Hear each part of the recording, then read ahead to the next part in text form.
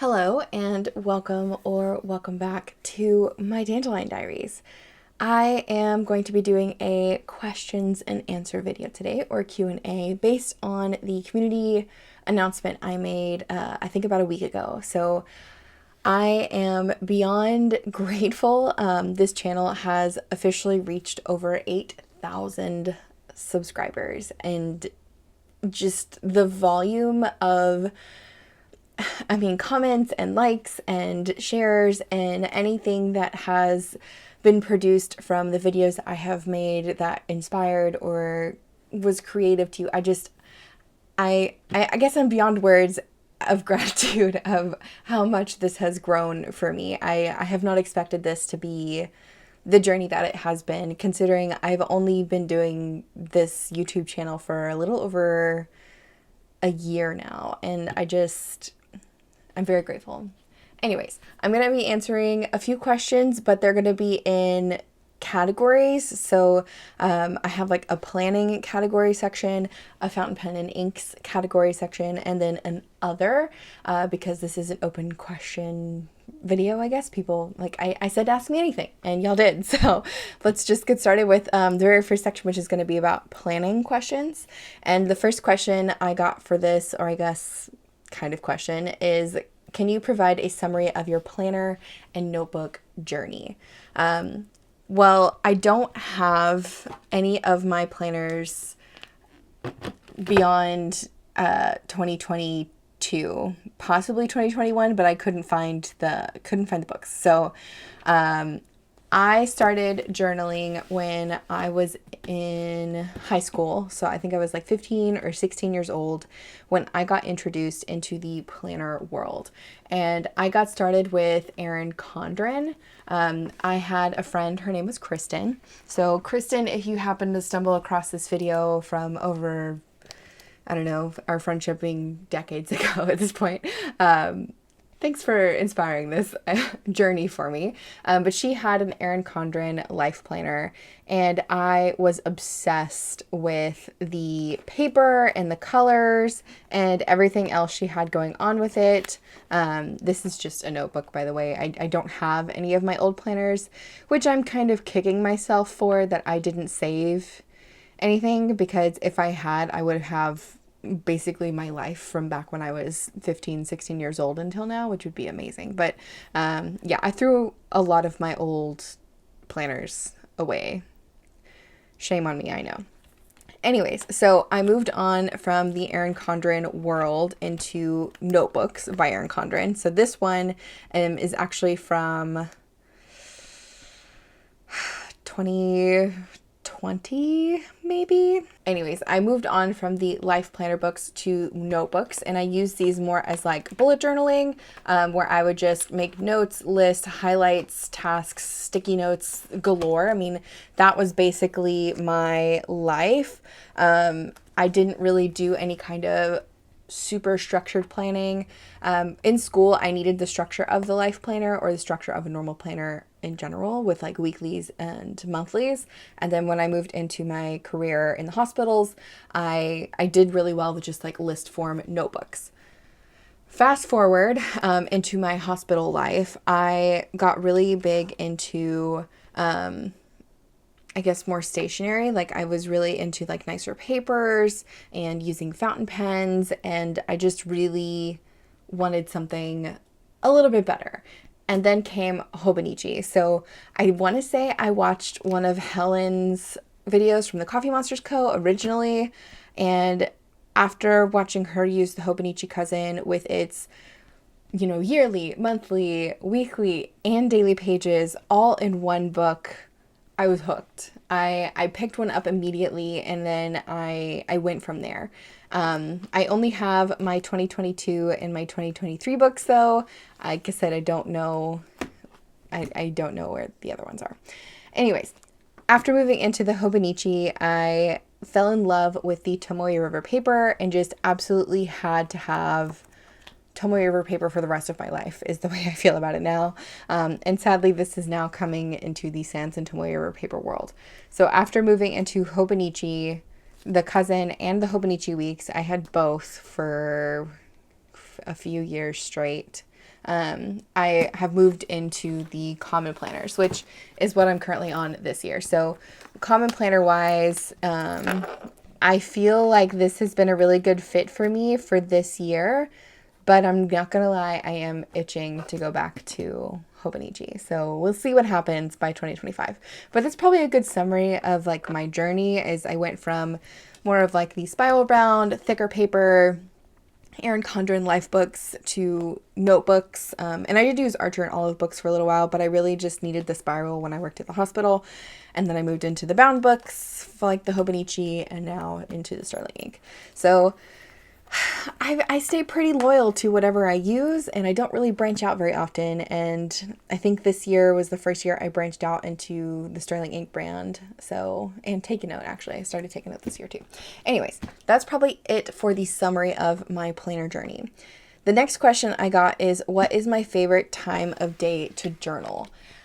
This is a very easy question for me because it's evening. Hands down, no question asked. Like, I journal in the evening. It's the easiest part for me. I shower, I put on my pajamas, I come sit at this little desk actually, and I have like a little lamp on and a cup of water, tea, whatever, and I just open up my book to whatever page I'm working on that day, usually the day of, but sometimes it's the day before, and I write down my thoughts and my feelings and whatever, and I update my journals. And then if I have some really deep feelings, I go into this book, which is just a blank Sterling ink notebook. And I'll like journal for 30 minutes to an hour, depending on how I'm feeling that day. Okay, next question. If you could only use one planner for the rest of your life, you can have multiple of that book, but only that planner, what would you choose? So the way I understand this question is like, I can have multiple notebooks, but I can only use notebooks for the rest of my life. Or I can have multiple common planners, but I can only use common planners for the rest of my life. And let me tell you, this is a hard question. My first instinct is to go notebook route, to where I would only use blank notebooks because I could draw out whatever I guess I needed, make it more of like a bullet journal kind of deal. But I don't know. I also feel like with the 𝗦𝘂𝗽𝗍, like I could easily make the 𝗦𝘂𝗽𝗍 a standalone. I could easily do this book over and over again and just use the pieces that I needed for whatever I was using. Because ultimately, when I reached the 𝗦𝘂𝗽𝗍, this was like my first taste of planner piece. And I think it would be a toss-up between the 𝗦𝘂𝗽𝗍 and just a regular good old blank Tomoe River paper notebook. Yeah, that's what I'm going with. Okay, next question. What are some stationery deal breakers you've had in the past that you've changed your mind about along the way? This is another really tough question. I don't know if I'd consider them deal breakers, but I was really picky. So like with the Erin Condren here, let me find a page that doesn't have anybody's name on it since this is older.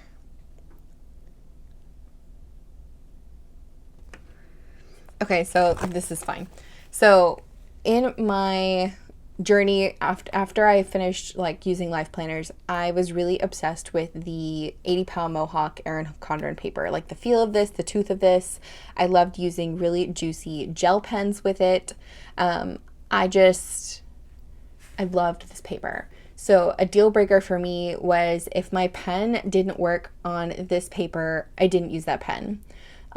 Or I only used black ink. So I was in a really weird phase for a long time where I only used black gel pens, and I used highlighters to highlight things as I went, completion, if anything needed, a new kind of thing to do, like here. Let me see if this one's okay.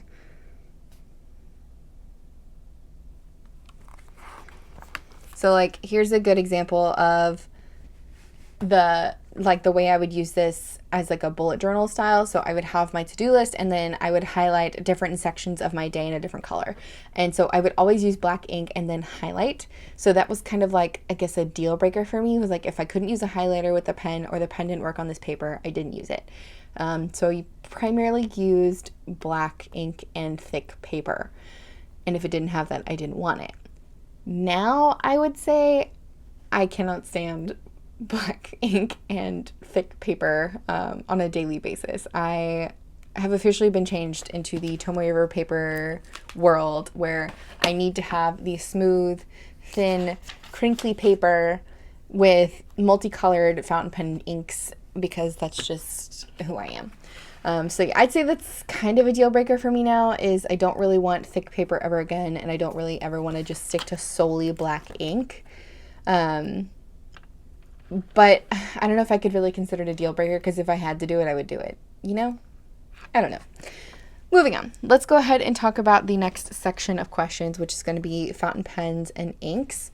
And this is honestly, I think, a huge part of my channel at this point, which I did not expect it to be this much. Like, I didn't expect to have the amount of people in this community to chat with about fountain pens and stuff, but I'm very grateful. Anyways, first question was, what is your favorite fountain pen and ink to write with currently? And thank you so much for adding currently on here, because as we all know, this really does change very often on what is favorite, and how that preference changes. You get a new pen, new ink, whatever. I will say I have two pens that I use every single day. So these are my constantly inked pens. These inks have not changed in these pens for a couple of months now, if not longer than that. Yeah, these two are like my go-tos right now. So first one being my Pilot Vanishing Point in the 30th anniversary edition Taiwan.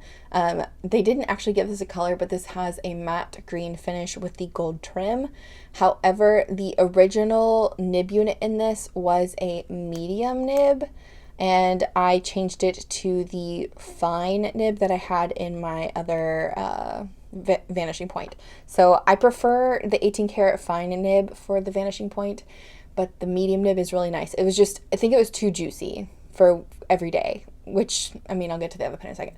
But this has the Pilot black cartridges in it. So these two are my everyday. I can take notes with this very quickly. I don't have to worry about this pen losing the cap, anything. It's very comfortable in my hand. I adore this pen. I'm so happy with this pen. And then the other pen, which I know they said only one, but you know me, I gotta have two. The other one is my Pilot Custom A23 in the amber, and this has an 18 karat medium gold nib on it. So I guess I have like a fine and a medium nib I use every single day. I use this one mainly for headers or making things a little bit bolder or underlining, and the other one I use like for writing down quick notes. This is inked with, however, and I need to re-ink it, this is inked with a Birmingham Pen Company ink. So I don't remember which order this was when I placed with them, but I placed an order for Ladybug, and they sent me this bottle, and when I swatched it, it was brown, and it wasn't red, which I don't know if the light will come through in the bottle the way it is in my angle right now, but initially when I looked at the bottle, it looked pretty red, and then when I swatched it, it was very much like a off brown reddish silver color. It's beautiful, but I have no idea what ink this is. So we're gonna swatch it, actually. Why not? Let's swatch it, and maybe you guys can tell me if you know which ink it is, because I don't have a name for it, and the customer service was wonderful. Okay, so this is what the label looked like. It says Ladybug. I crossed it out and just put some brown. But here's kind of what you can see in the bottle a little bit, maybe. Might be easier to tell at the big glass at the bottom. But this is what the bottle looked like. And then this is the ink itself, which it is brown, but it has like some interesting colors to it. I don't know what color to call that.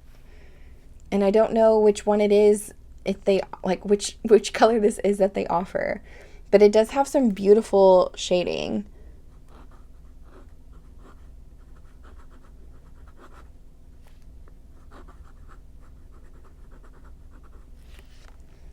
And it's just a mystery brown ink. So if you know which color this is by Birmingham Pen Company, please let me know, because I would love to be able to put an actual name to it versus just mystery brown. But I love it a lot, and I'm glad that it was a mistake sent to me, because I'm definitely going to use it, and it is very beautiful. Okay, the next question I was asked was fountain pen tips for beginners. Now, I'm not going to get into this too in depth, because I think we would be here for at least an hour with me talking about fountain pens. I actually have a plan to make a whole video series about fountain pens and what to do as a beginner and all of that kind of good stuff. And yeah, so let me just pick out some good beginner pens here. I know y'all are probably going to come at me for leaving all my pens in a cup, but it's okay. They're in the process of being cleaned. So here is a good assortment of, I would say, very respectable priced fountain pens. Okay, so if I were to give first, like, initial thing when you start in fountain pens in the beginning is going to be, what line width do you like to write with? So it's going to be, do you like a really fine nibbed pen? Do you like a very wet, juicy line? Like, it's going to depend solely on how you like your handwriting to look with whatever pen you're normally writing with. So if you're normally writing with something like a Uni Jetstream, which has a very fine tip ballpoint, or if you're writing with something that is a little bit juicier, like an Energel Clenna gel pen, there's going to be a huge difference when it comes to writing with a fountain pen. I don't think I have ever found a fountain pen that has a line as thin as the Uni Jetstream 0.3. But I have found the Japanese extra fine or fine nibs match really well to a 0.3 millimeter line. So find out what kind of line width you like to write with, how juicy you like to write with. And then my next thing would be for a beginner in the fountain pen world is to start super affordable and small. So you don't really know how a pen is going to fit in your hand until you actually hold it. There are pens that are really tiny, like the Kaweco pocket pens, and there are pens that are a bit larger, like the Lamy Safari or the 𝗬𝘗 Eco. So if you have small hands, having a smaller fountain pen is going to be much more comfortable for you to hold. This pen gets very small. So if, like, even if you have like really, really tiny hands, or maybe you are younger and you want to start with fountain pens, but you're not really sure about, you know, grip size or length of pen or anything like that, start really inexpensive and small. Pilot Kakuno is another really decently sized pen. Like, this is, I'd say, an average size pen. Okay. After that, I would say look at price. So all of these here are what I would consider more affordable starter pens. And these range from like $2 on AliExpress to up to, I would say, like $30 in the US terms. So any of these would be good choices. This is a Jinhao 82. It is the same size as a Sailor Pro Gear Slim. This is a Platinum Preppy. This thing is like $5 to $13. Sometimes they come out with special editions. This is a Pilot Prera. It's in the $30 range, and it is got a lovely magnetic snap cap. That's just, oh, I love that so much. Then there is the 𝗬𝘗 Eco, which is a piston filler. So this will hold a lot of ink. It's a workhorse, and this is also in like the $30 range. Then we have the Lamy Safari. These are really quite fun to play with. They have a whole bunch of different colors. You can change out the different parts to make different colors if you wanted to, but it does have a grip section which kind of forces you to hold it a certain way. So that's another thing to consider. Then there's things like the Pilot Metropolitan, which is your typical shape of a fountain pen, and these are also in the $25 to $30 range. Pilot Kakuno, which is in the $12 to $15 range, is a fantastic starter. Kaweco Sports, which again are a great pocket pen, and they're probably in like the $25 to $30 range. And then this is a Jinhao 80, which is also kind of similar to a Lamy 2000, which is a very expensive fountain pen. So beginner-wise, find out what nib size you like to write with, and then find a very affordable fountain pen to try out first to see if you even like the writing experience and also the maintenance that's going to go along with this. So fountain pens are not just, you know, click and go. They do require a bit more maintenance, and then depending on ink, when you get to that point, it's a whole different ballgame too when it comes to maintenance. Again, I plan on making a whole series of videos for this from start to finish, so just stay tuned for those, because I do think that is probably one of my most asked questions is fountain pen beginnings. So stay tuned for that. Okay, the next question I was asked is all about my first fountain pen, or how did I first get started with fountain pens. So I answered this in my 8 pen questions video back in April, I believe. And my first experience with fountain pens was actually from my boyfriend. He had a Pilot Metropolitan in the turquoise, teal, aqua, I don't remember which color. I just remember it was a blue pen. But he had the Pilot Metropolitan in a fine nib, and I was obsessed. So this is what I ordered as my very first fountain pen. This is the Pilot Metropolitan in the purple leopard. I believe this has a fine nib. Yep. And I don't know, do I have the cartridge in this one? No, okay. And I have a converter in this one, but it came with a black cartridge and then one of the squishy converters. I think it's called a SAC converter. I'd have to go double check. But this was my first ever fountain pen experience. So I got started with these. To this day, I don't think I would recommend these as like my first choice again. Since the Kakuno has kind of come out more, I would say the Kakuno would probably be my first recommendation as a starter pen, just because it's so cute and perfect, and yeah. Anyways, that is definitely how I first got started with fountain pens. If you're interested in other parts of my fountain pen journey, by the way, check out that 8 pen questions video. I'll try to link it or tag it somewhere in this video. Next question I was asked is, how can we become ink friends? I love this question. I would love to have you as an ink friend, pen pal, ink swap, whatever you want to do.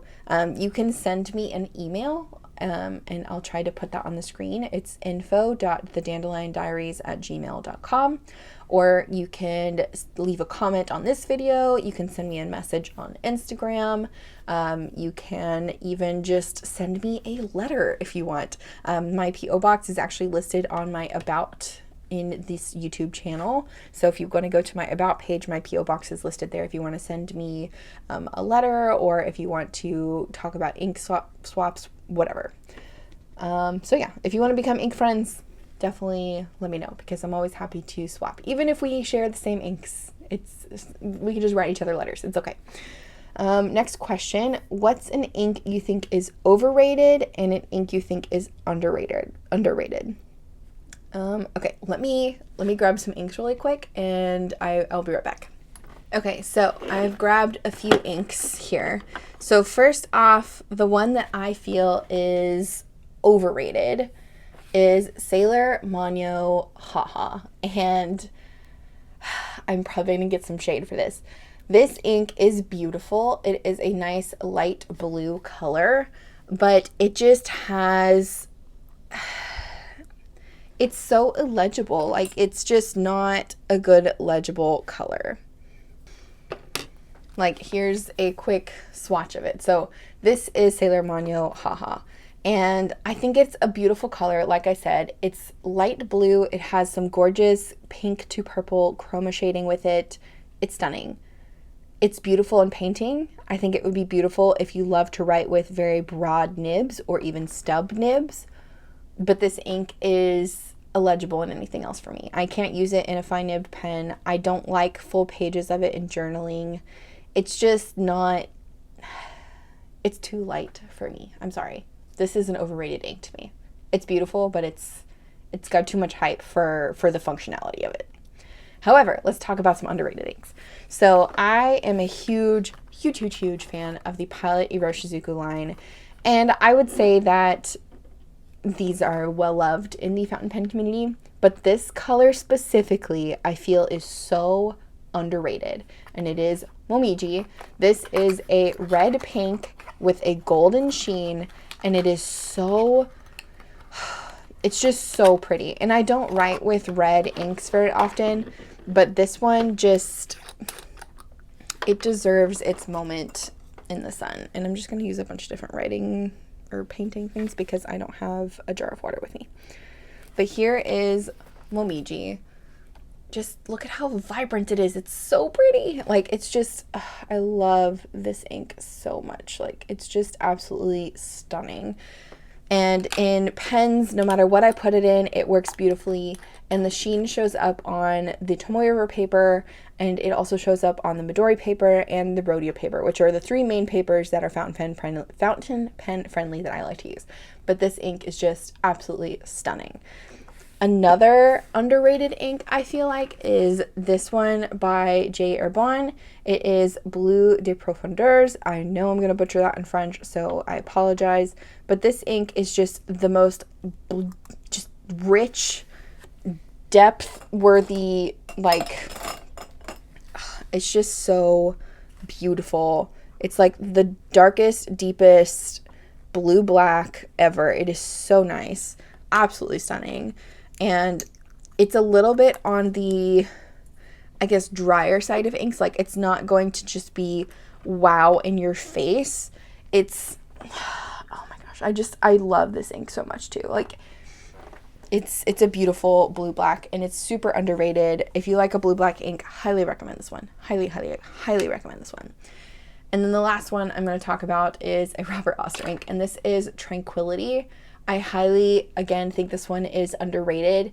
The depth of teal that this ink has is absolutely gorgeous. And I think when I originally swatched this for my teal video, I talked about how there's a Birmingham Pen Company ink that's really close, which is Aqueduct. And it is very close to this, but it is not at all the same. And I have a jar of water over here, which is great. Stick all that in there. Okay. But yeah, this one, Robert Oster Tranquility, is absolutely beautiful. 𝗦𝘂𝗽𝗍, super underrated color. Lovely, lovely golden sheen with a nice pink red base. Absolutely lovely. And then Bleu de Profondeurs by 𝗂𝗏 is just the most delicious blue-black that ever existed, in my opinion. But yeah, these three, highly underrated, in my opinion. Okay, now I'm going to move on into the section of other questions. So these are questions more related to me personally. So the first question I got in the other category is, do your chickens have names? I'm going to do my best to kind of throw in some footage of my chickens so you can see what they look like and their behavior and stuff. But some of my chickens have names and some do not. So there's a little bit of a history with this. Last year, I got my first batch, was it last year or 2 years ago? Anyways, first batch of chickens, I had 8 golden sex-link chickens, which they were all named after blonde characters or actors or actresses, like basically movies. So I had Mary-Kate and Ashley, Blondie, Rosie, McQueen, Stella, Sandy, oh gosh. I think that's everybody. Wait, Mary-Kate, Ashley, Stella, Goldie, McQueen, Sandy, Rosie, and Blondie. I think that's everybody. So that's 8, right? Yeah. So those were my first set of girls. We had a predator on our property, and we lost everybody except for Stella and Sandy. So those are the only 2 original batch girls. Then we bought 8 more chickens this year and 4 ducks. And surprise, surprise, one of the chickens turned out to be a rooster. So of the new batch of girls and boys, a few of them have names. So there's one Rhode Island red chicken, which are the more reddish brown ones. She is named Scarlet. She is the sweetest. She will come up to us and want to be picked up. She is absolutely adorable. Yeah, she's super cute. And then there is Vivian, who is just the devil incarnate. She will come up and bite our ankles. She just is a little shit. Pardon my French. Anyways, then there's two of the barred rocks, which are the more black and white, salt and peppery looking chickens. We have one named Rocky, and she has tattooed legs. They're very dark. And then there is Janice, and she's named after Janis Joplin, the rock star, because she's just a rock star. Our rooster's name is Naruto because when he runs, he looks like the Naruto character. We call him Naru for short. And then of the ducks, we haven't really named any of them. They aren't as friendly as chickens, which might be our bad for not, I guess, touching them enough when they were babies. So like when you get chicks, if you handle them a lot, they become very friendly with you. But we have 2 girls and 2 boys, and I think we're naming one of the girls Blackbeak because her beak is like very black and she stands out a lot from the other ones. But the other 3, I don't think have any names. Okay, next question. Who cooks the most in my household? That is me. I cook the most in my household. So I like to cook lots of different types of food. I like to keep track of a lot of my recipes. And this year in my health planner, I actually tried to write down more recipes in the back. I have not been very successful with this. These have been the newer recipes that I've been trying from friends and family, but I haven't written any of my own in here yet, which is on my to-do list to catch up on. But I'm the primary cook in our household, and I would say probably my favorite things to cook, oh gosh, I don't know. I really like cooking Mexican food, like traditional Mexican food, and then I like Italian food. I would probably say those are my 2 favorite groups of foods to cook. Okay, next question. This is so hard to answer. The question is, if you could live in any fictional fantasy world, what would it be? Oh my gosh. Okay, so if you're new to this channel, hello, welcome. My name is Danielle, and I love planners, journal, stationery, fountain pen, ink, and reading fictional fantasy books. Those are probably my main hobbies. And to pick only one fictional or fantasy world, I don't think I can do just one. It would, I don't know, I'd have to pick like a top 3. So top 3 would be Hogwarts from the Harry Potter series, because that is just a very near and dear place to my heart. I grew up with Harry Potter. I love that world. I love the magic. I love the adventure. And then second choice would probably be Middle Earth from Lord of the Rings, just because of the adventure of that as well, just the journey that group went on. I actually play D&D with some of my friends every now and then, and I always think about our adventures that way too, so I don't know if I could consider it a D&D world. But lastly, I guess I should talk about the book series that changed me a lot for this year, and that is A Court and Thorns of Roses series by Sarah J. Maas. I was seeing her hype on the book talk community, the Instagram community, lots and lots of times last year, and I was like, fine, I'll read the books. Everybody's talking about them. I might as well see what the hype is about. And I read the whole series that's been released in like a week. Mind you, I think it was like 2,000 something pages. And it was a lot of pages, but the story is just insane. I don't know how Sarah J. Maas does it with her world building, but the way she built the world in A Court of Thorns and Roses, so the Prythian world, but also her Throne of Glass series with the Aurelia world, just, oh my gosh, to pick one is so hard. Okay, let's go by season. So if we're in the summertime, I'd probably pick Middle Earth. If we're in the winter time, I'd probably pick Aurelia from Throne of Glass.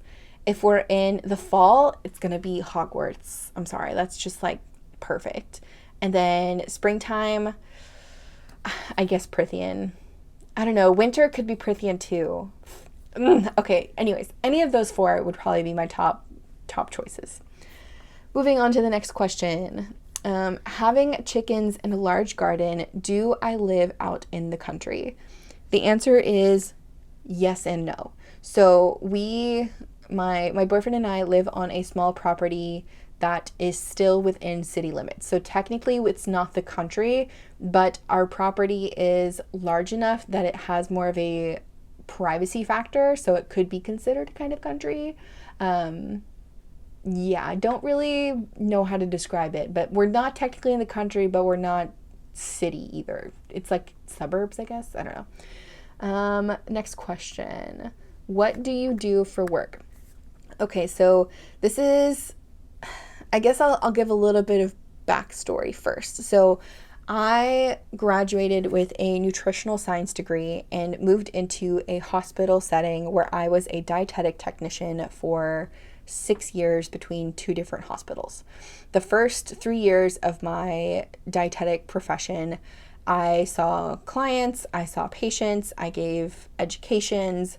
I was very much a clinical hospital worker. I gave educations, diagnoses, talked about food with people that were having a lot of dietary issues.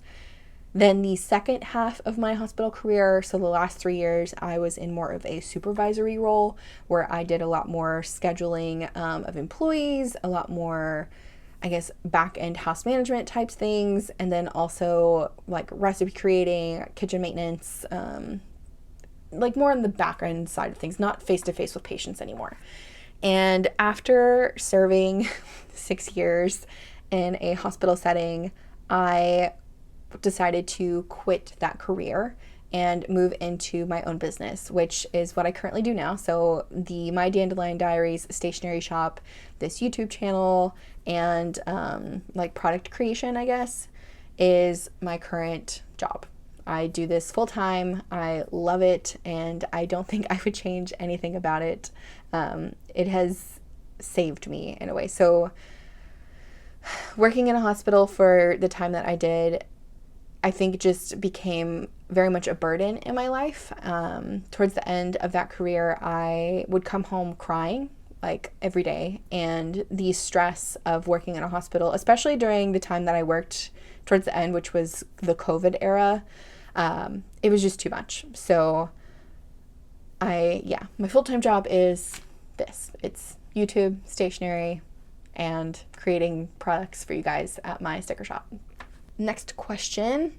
How are the pups doing? So I have 2 dogs, and Allison, I know you asked this, so I'm going to call you out. But Athena and Apollo, and I love them both, and they're doing fantastic. So Athena is a German short hair pointer. She is a little over 2 years old now, or almost 2 years old now.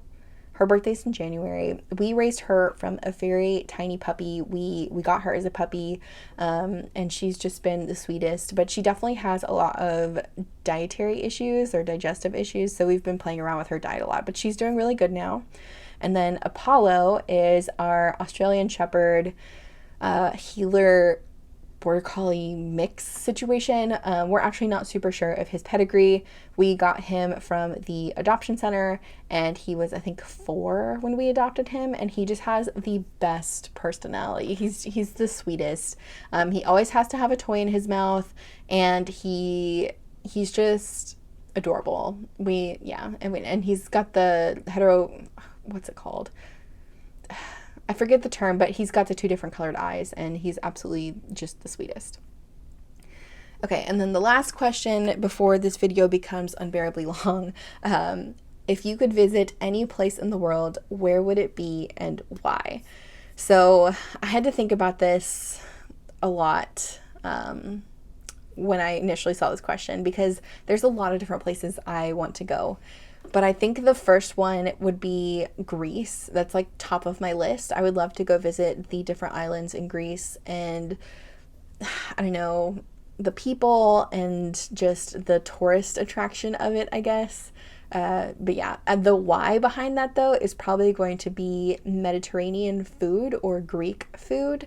I love like hummus and chickpeas and different kind of herbs and feta cheese and pita, and I just really enjoy a lot of traditional Greek food, or Lebanese food, I think is another term for it, or a similar area over there. I totally apologize if this is coming across very culturally inept, but Greece would probably be the place I want to go specifically for food, but also for the different culture that they have, which is like the more art and like the mythology, and I don't know, it's just a really cool place that I've always been interested in going. Okay, I think I'm gonna leave the video off here. I hope I answered your question. If you have more questions for me, you can leave them down in the comments. I'll probably make another one of these videos in a few months or so, just because I think it's fun to share my life with you guys, and you get to kind of meet behind the scenes, like the creator behind the scenes in a way. So yeah, but I'm gonna leave the video off here. I want to thank you so much for watching, for joining me here today. Yeah, I hope you have a good rest of your day, and I hope to see you guys in the next one. Bye.